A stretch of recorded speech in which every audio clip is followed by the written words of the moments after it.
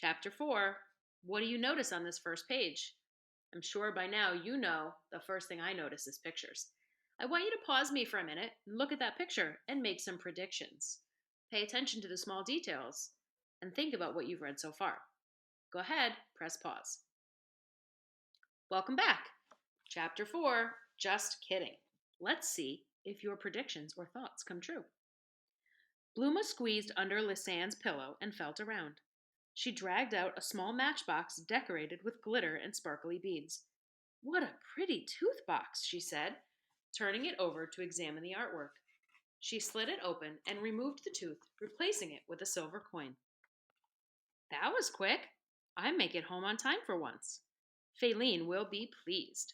She dropped the tooth into her bag. On the way out, a scribble sign tacked to the wall caught her eye.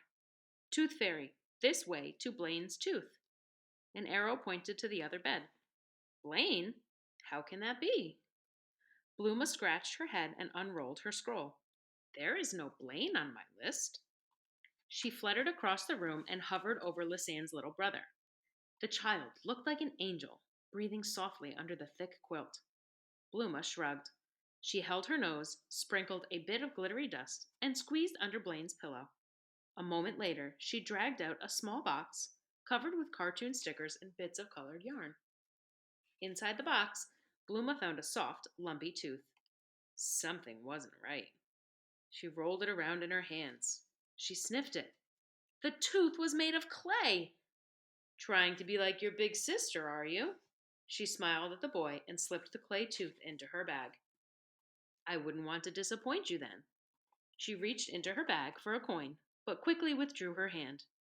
The elder fairies had strict rules against leaving real money for fake teeth. The lesson was clear. Don't be fooled, make no mistake. Leave no money for a fake. It seems to muddle the magic, Faline had explained. Then, when those children lose real teeth, their names just don't show up on our list. Bluma bit her lip as she watched Blaine suck his thumb. I suppose Faline knows best, but the poor boy will surely cry if he finds nothing under his pillow. She tugged at her dress. What to do, what to do. Petals drifted down to the bed sheets. Then a smile spread across her face. She held up a silver coin and sprinkled it with a pinch of fairy dust. Pop! Perfect! She tucked the gift under the pillow and flew off to the next house. In the morning, Blaine could show off his prize, a soft, lumpy coin made of clay. The end of another great chapter. Have you ever done anything like Blaine did?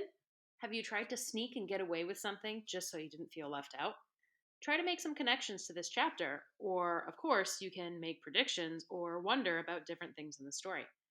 I'm still wondering what's going to happen with Bradley and that Tooth Fairy trap.